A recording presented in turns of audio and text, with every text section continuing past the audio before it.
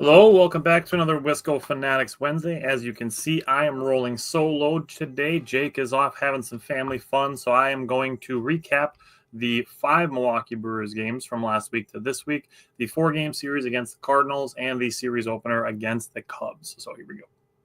Welcome to another episode of the Wisco Fanatics Show, where we cover the Packers, Bucks, Brewers, and Badgers basketball and football teams from an optimistic and realistic perspective. Wisco Fanatics is brought to you by Cardboard Legacy, Wisconsin's most complete sports card shop. Buy, sell, grade, and consign all at their location in Oshkosh.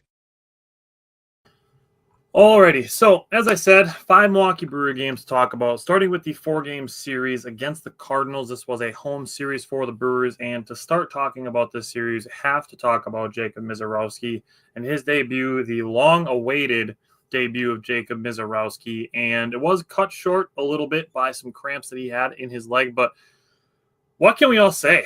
I mean, he was electric from the first inning of the game. I mean, just watching him, just the first inning of watching him pitch, it's like, oh, he's going to be fun to watch. He throws sliders so hard that they register as cut fastballs. He throws a 96-mile-an-hour slider. It is absolutely insane. Jake popped in to drop a note, said the Miz is a stud. Absolutely. We're going to get to a point where we're going to have to try to think of ways to say things because we're going to run out of ways to talk about Jacob Misiorowski. Seeing him getting Wilson Contreras as his first K was awesome and just really poetic for how this entire series went, which we'll get to some of the other drama when we get to the later games of this series. Now, his command did get a little iffy in the top of the third. He walked a leadoff hitter, got behind 2-0 before getting a ground into a double play and another strikeout.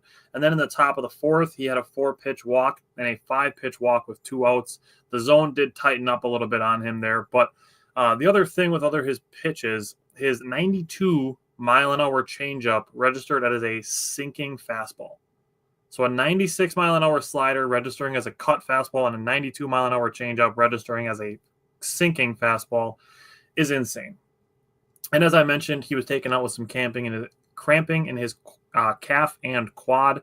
You could see it affecting his command a little bit. He is fine, which is good. He kind of twisted his ankle as he was trying to get back to the mound in the top of the 6th inning and was eventually taken out. He did talk pregame. He was planning on thinking he was going to be throwing 60, 70 pitches was going to be it for him. And he ended up throwing 81. And out of those pitches, he was not quite as accurate as maybe we would want him to be, but still effective. He threw 49 strikes. That's 60.5%. The Major League Baseball average is 63.9. Jake said seeing Contreras stand on home plate and still strike out was my favorite thing of the game. God, and people wonder why he gets hit by pitches. We stand to the plate. They're picking on me. Stop standing on top of the plate. So after that, was taken out. And totally fine. He's planned as the starter for tonight's game if it happens with the weather that's in the area. But Jacob Misiorowski, 14 pitches over 100 miles an hour. That is tied for the 5th most in a Major League Baseball debut since 2008 when they started tracking it. Wes, he's scheduled to start tonight if that game happens. So could be tomorrow. If they end up playing a doubleheader, we'll see. We'll know what the scheduling is when they make an official announcement if tonight's game is going to be canceled or not. But all Brewers starters since 2008 had 8 complete total 100-mile-plus pitches. And Jacob Misiorowski threw 14 in his debut. Of those 8, 6 of them came from Trevor McGill, who pitched as an opener in 2023 games. So the Brewers essentially have had 2 pitchers throw 100-plus miles an hour. One of them would be Brandon Woodruff, and one would be Willie Peralta, both through 100.0. And Jacob Misiorowski was reaching up into the 102s. He does a great job keeping the same release point on all of his pitches. That's what makes a lot of his stuff play as even more deceptive. It makes it a little bit harder to judge what's coming out of the hand. And then on top of it, the velocity, obviously. He did have a no-hitter going through 5 innings, even with a super tight strike zone, but didn't end up finishing it out. 13 total whiffs, 7 of them came on his fastball, And then my last thing on Mizorowski, Pat Murphy post-game, unprompted, said, we saw Woody debut, we saw Peralta debut, we saw Corbin Burns debut and go up and down and then really get on it. We probably have somebody in the same mold. Awesome to hear Pat Murphy say that again, completely unprompted. Nobody brought up any of those guys' names. He brought that all up on his own, which is a really cool thing for Jacob Mizorowski and for the Brewers. Now, on the rest of game one from last Thursday, I love that Sal got another shot to lead off. Last week, after talking about how he's a tough out, we talked about the way that he bats, the statistics in his batting, and the way that he just almost never strikes out. He started the first game with an oppo single. His third at-bat was a 2 RBI single. His fourth at-bat was another single at 108 miles an hour, the hardest hit of his career. And he also made a diving catch in this game, so great game from Sal Frelick. Isaac Collins, bottom of the second inning, had a tough 8-pitch at-bat, got down 0-2, fouled off a couple pitches, got back to 3-2, and then pulled a triple. And Bryce Terang, who was also down in his at-bat 0-2, had an infield single to give the Brewers their first run of the game. Shout out to Pat Murphy just for the lineup construction on that. Again, putting Sal Frelick in the leadoff spot, putting Isaac Collins, who we talked about last week, hitting very well, and Bryce Terang right behind him. Bottom of the fifth, Isaac Collins got out again, did get picked off, but the Brewers responded by going single, hustle double, another single, and Joey Ortiz absolutely hot on Caleb Durbin's heels, and a Jackson Chourio home run to dead center on the first pitch that he saw, and the Brewers had chased Sonny Gray. Seeing Joey Ortiz and Caleb Durbin, and they said this on the broadcast, yes, Caleb Durbin made the right base running call. If a ball is caught, he's going to score. If the ball falls, he's going to score anyways. Joey Ortiz made the more aggressive play.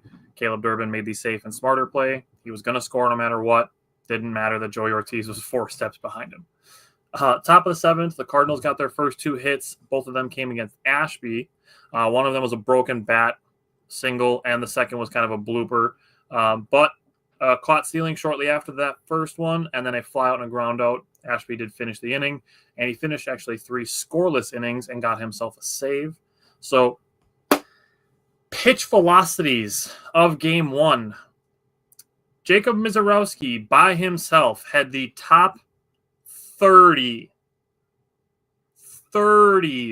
Jacob Mizorowski threw the 30 hardest pitches of this entire game by himself. The Milwaukee Brewers accounted for the top 53 pitches between Jacob Mizorowski, Nick Mears, and Aaron Ashby. So the Brewers, game one, just came out throwing heat at the Cardinals, and the Brewers got the win. Going into game two, Freddie Peralta got off to an efficient start, had 3 2/3 innings perfect, did get through 4 innings with just 55 pitches.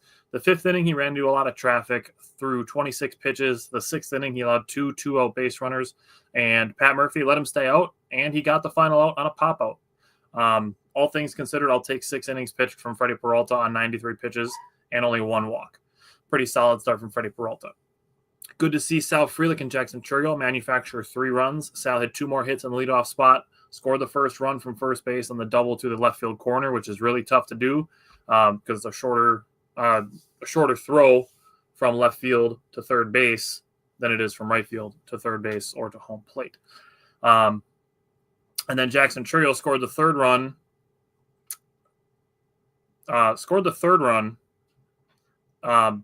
Very, very aggressive base running. He had 2 feet first slides, but heads up base running to be able to get to third base and then be able to score for the Brewers in game 2. And then I know I've said this before. I've said it a whole bunch to Jake. Abner Uribe has 2 elite pitches.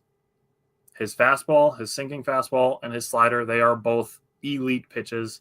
And then Trevor McGill pitched in game 2. He allowed a run on a double and a single, but did strike out Lance Nootbaar to win. He did look better than he did against the Padres, which is encouraging. He's trending in the right direction, specifically his curveball and landing that for strikes. Game 3. This one is where things get a little interesting, if you want to put it that way. The Cardinals jumped on Jose Quintana fast. The first 3 batters reached, but the Cardinals made the first out at third base, which is a big baseball no-no. Good throw by Jackson Chourio that had to be challenged, which it should not have. But the call was reversed, and then he was easily out. But the Brewers won the challenge. And then the Brewers actually got an obstruction call to go in their favor. I never thought it was going to happen. We had just basically assumed that any time obstruction was called, it was just going to either go against the Brewers or be called on the Brewers. And, the Brewers got an obstruction call, which was encouraging to see. Never thought it was going to happen. Then we get to a point where Wilson Contreras just pulls a complete dick move. And for context, in the top of the previous inning, he was called out on a third strike that he didn't think was a strike. And then in the bottom of the inning, he steps into Caleb Durbin's base path. And there was nothing that carried him into the base path. The throw wasn't off. He wasn't off balance. He just caught the ball on the ground out and then stepped into the baseline for absolutely no reason. There was no reason that his first step needed to be backwards. So I think he knew what he was doing. I think it was 100% intentional to step into Caleb Durbin's base path. Again, he's probably not doing that to Rhys Hoskins. He's not doing it to his brother. He's not doing it to Christian Yelich. He picked one of the smaller guys on the team, being Caleb Durbin, and was like, yeah, sure, he's going to run into me and fall down. Like, there's no way it wasn't intentional.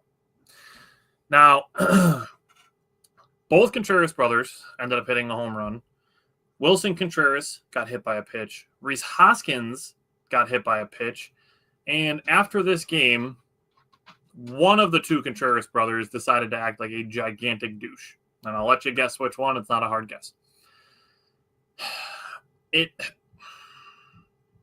Listening to Wilson Contreras and Rhys Hoskins talk after the game, 2 very different approaches.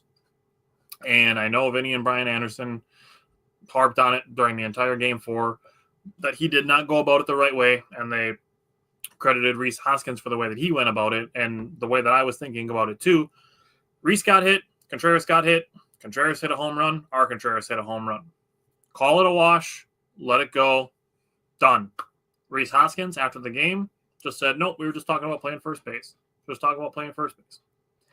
Then Wilson Contreras talks after the game and doesn't call Rhys Hoskins by name, but calls him a fucking pussy.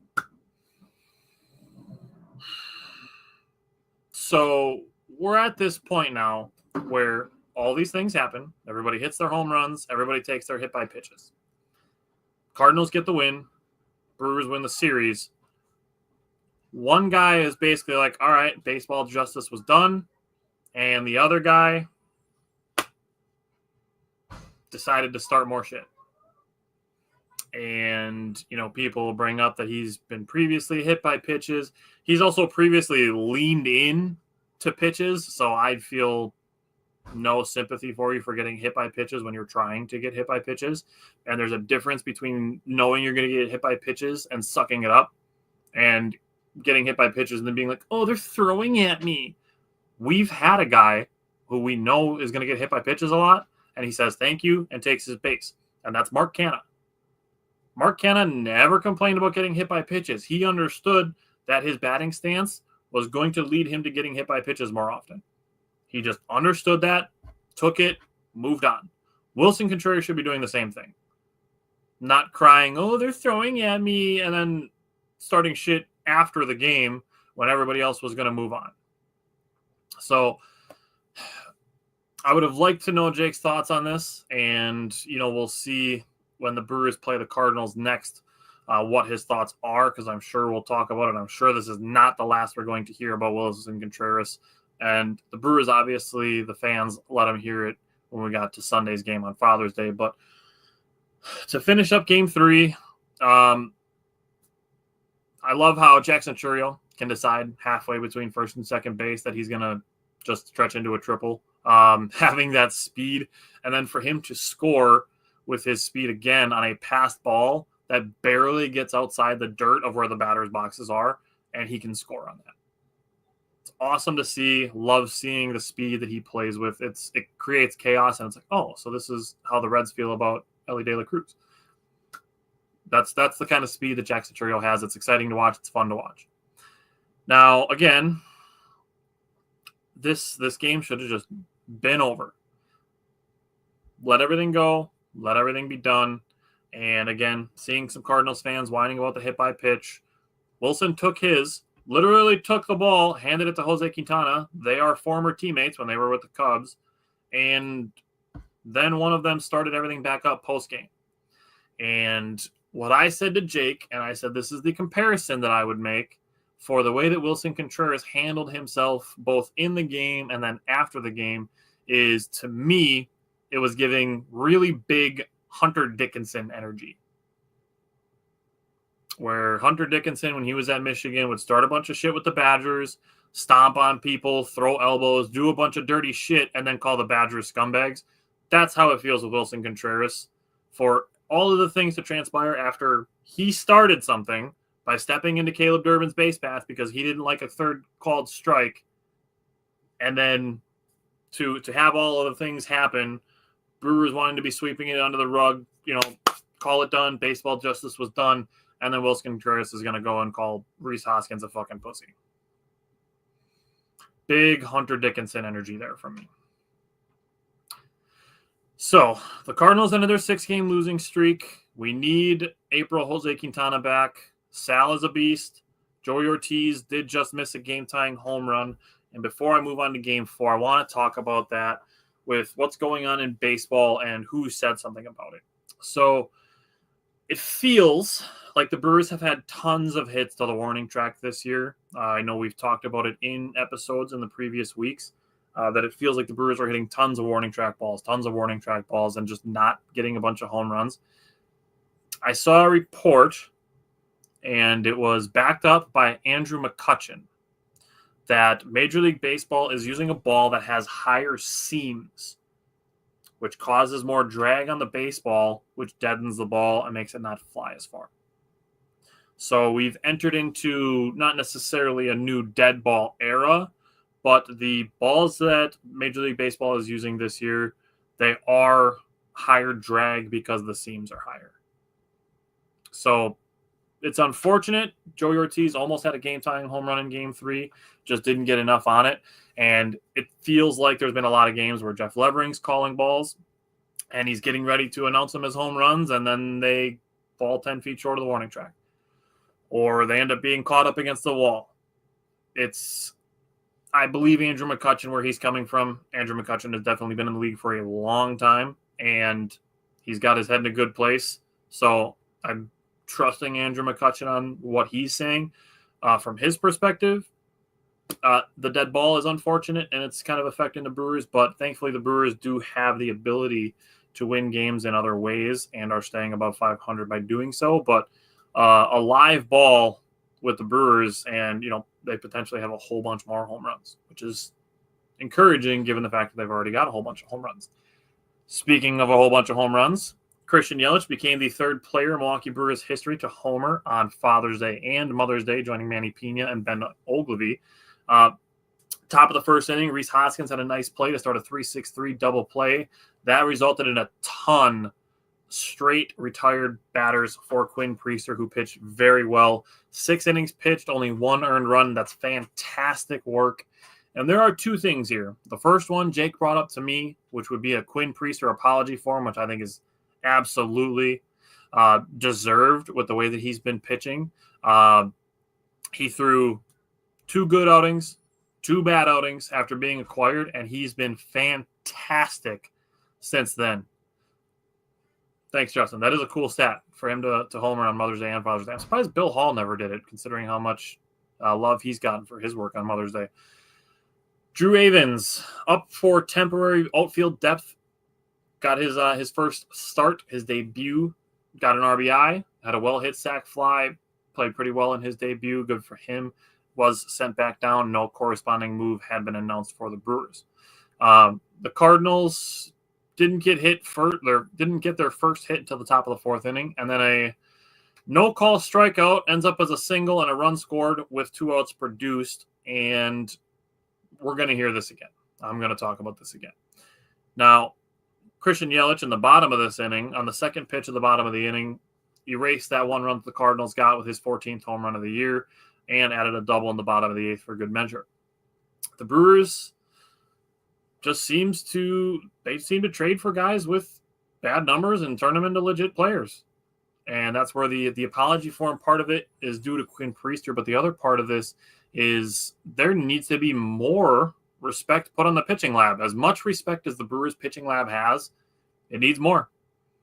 Just in the last 2 years, they've taken two guys with really bad numbers, traded for them, and turned them into very, very good players at their positions. One being obviously Quinn Priester, and the other being Nick Mears, who did not have great numbers with Colorado, but since coming over has been one of the most reliable relievers in baseball. Obviously one of the most used as well, but that's what makes him reliable. Bottom of the seventh inning on Sunday, Caleb Durbin got a single and then a bunch of infield contact, added a run for the Brewers in insurance. Top of the eighth, he had a web gem against Mason Wynn. And as I said with Nick Mears, he continues to be Pat Murphy's quote-unquote not fucking around guy. 2 outs, man on second base in a one-run game. He comes in and strikes out Wilson Contreras, much to the delight of Brewers fans. Wilson Contreras is going to get booed every time he comes to Milwaukee. It's going to happen. Every single time he's going to be like Manny Machado, Wilson Contreras. Those are going to be the two most hated guys in the recent Brewers future. Now, Wilson Contreras, in my mind, doesn't deserve quite as much hate as Manny Machado because Manny Machado tried to injure Jesus Aguilar, and Wilson Contreras just knocked Caleb Durbin off his base pass, which could have injured him, but I don't think it's quite as serious of a potential injury. But he's going to get booed every time the Brewers and Cardinals play.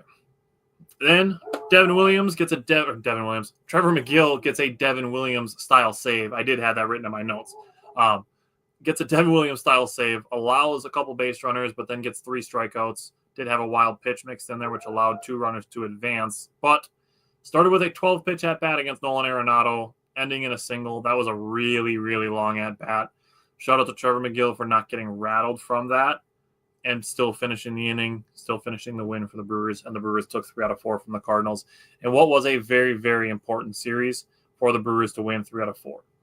Now, the Brewers did start their series with the Cubs last night, a 3-game series in Chicago, another very important series for the NL Central. And Chad Patrick was yanking his cutter a little bit early, had a hit by pitch and a double that was almost caught by Jackson Chourio, but 2 strikeouts through the first inning, twice through the batting order. He had 5 1/3 innings pitched, and then the zone got extremely tight versus Happ and Tucker and Suzuki. And I just want to put this up because this is, to me, a pretty frustrating set of events here. Starting with the strike zone for Chad Patrick versus Ian Happ. This is the first batter second batter in the 6th inning. And first 2 pitches here, pitch 1 right at the top corner. That's a strike. Second pitch, right on the outside corner. That's a strike. Both pitches called balls. Then a foul ball, another ball 4, or pitch 4 is a ball. That's off the outside corner. Totally fine. Pitch 5 ends up being a called strike. That should be strike 3. That should be strike 3. But it's not. And then pitch 6 ends up being ball 4 on pitch 6, and Ian Happ draws a walk. Then you get to Kyle Tucker. He makes a double. And then you get to Seiya Suzuki. And again, pitch 1. That's on the outside corner. That's a strike. That's 3 examples in just 1 inning of pitches that should have been called strikes for Chad Patrick that weren't. So I'm not excusing Chad Patrick for giving up a 3-run home run to Seiya Suzuki, but looking at these at-bats, you got to kind of feel for Chad Patrick thinking like, dude, I have to throw meatballs to get a strike call? 3 batters. 2 of them had pitches that should have been strikes, called balls. It's got to feel pretty one-sided if you're Chad Patrick throwing to the Cubs at this point. And if we're at this point, pitch 2 should be an 0-1 count, not a 1-0 count. Chad Patrick throws a different variation of his fastball here. It's possible that Seiya Suzuki still hits this ball out. Fine. But Ian Happ should not be on base. So the Brewers, if you look at it differently, depending on how you view, if you take the Tucker and Suzuki at bats at the same, that still takes 1 run away from the Cubs. But then we get later on in the game, and Rob Zastryzny is pitching. So it's same team. So it's not even like I'm saying, Brewers should be getting calls that the Cubs are getting, or that the Cubs aren't getting calls that the Brewers are getting, whatever. But here, Rob Zastryzny throwing to Seiya Suzuki, and pitch 7 here gets called a strike. Why is Chad Patrick not getting that call? Rob Zastryzny is not a star by any means, so it's not like he's just getting calls because he's, Ryan Helsley, for example, from the Cardinals, being one of the more recognizable closers in baseball. Like, if Chad Patrick gets this call on the edge of the strike zone, the 6th inning is completely different. And, again, the deflection is going to be, the Brewers need to score more runs, which is true. The Brewers do need to score more runs. They were 1 for 9 with runners in scoring position last night. They obviously need to be better in that department. But that doesn't mean they shouldn't get calls that are fair. They shouldn't be getting shafted by shitty umpires that don't call strikes consistently. So, again, I feel for Chad Patrick in this situation. It's got to be tough to be throwing pitches that should be getting called strikes and aren't, and feeling like you have to throw meatballs just to get strike calls, which then you do a couple times, you get a double ripped off of you, and then a 3-run home run. Now, Isaac Collins gave the Brewers an early lead with his first left-handed home run of the season, and then made a diving catch in the bottom of the inning. Then the top of the 4th had his second hit of the day, which was a double. Very exciting game for Isaac Collins. What's not super exciting is the 4th inning. 1st and 2nd, no out. Isaac Collins is one of the guys on base. And the Brewers have Caleb Durbin bunting. 1st and 2nd, no out. This is one of the at-bats with runners in scoring position, and Caleb Durbin pops out on a bunt. Can we please stop bunting in these situations? You have 1st and 2nd, no out. Why are you making an out on purpose with runners in scoring position when a ground ball by Caleb Durbin probably isn't going to be a double play anyways? You're saying, okay, here we go. We're going to make an out on purpose in hopes of advancing our guys to have 2nd and 3rd with 1 out versus 1st and 2nd with no outs. We're taking the bat out of Caleb Durbin's hands and trying to move guys 90 feet by making it out on purpose. Making outs happens all the time anyways. Hits are harder to get, and you're taking away an opportunity to get a hit to commit an out on purpose. Just please stop bunting in that situation. And I will pump the brakes the slightest bit, only to bring up that I'm okay with bunting if you're doing it to try to get hits. We've had this conversation a whole bunch of times. I'm okay with guys like Bryce Terang bunting, Sal Frelick, if they're bunting to try to get hits.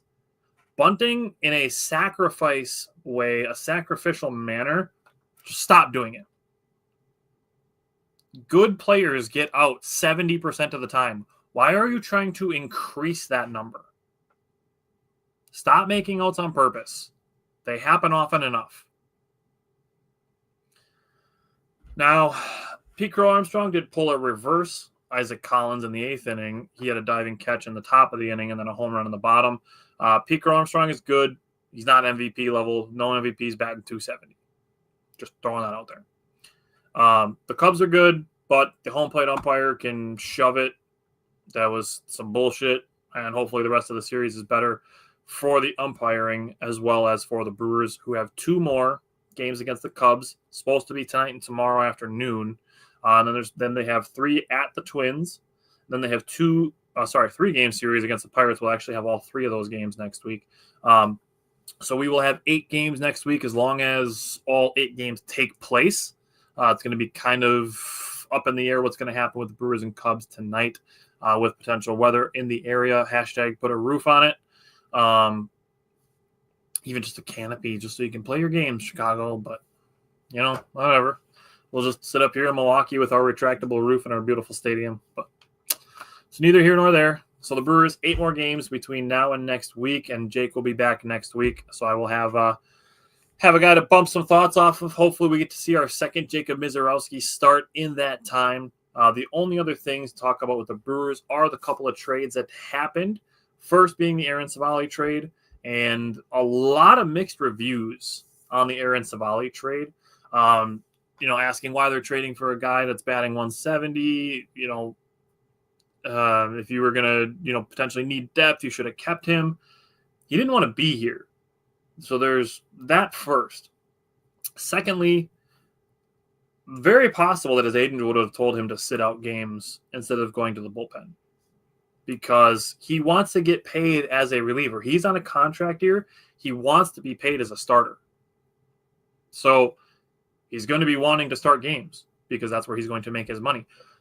The best relievers make not a lot compared to just middle reliever or middle of the pack, back end of the rotation starters.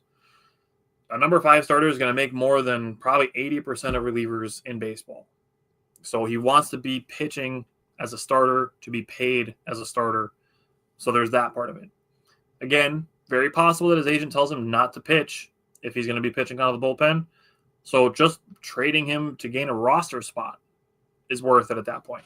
And the Brewers got Andrew Vaughn. He was a target of mine like 2 years ago that I wanted the Brewers to go after back when he was hitting 17 and 21 home runs in 2 back-to-back years in 2022 and 2023. So if the Brewers can extract that version of Andrew Vaughn, he's very similar to Jake Bauers where he can play first base. He can play the corner outfield positions. You can use him as a DH. He's got some pop in his bat. Very similar to that. The reports that I saw were that the Brewers were going to be willing to listen to offers on Jake Bauers now that they've acquired Andrew Vaughn, where they are going to leave in AAA until he gets his bat right.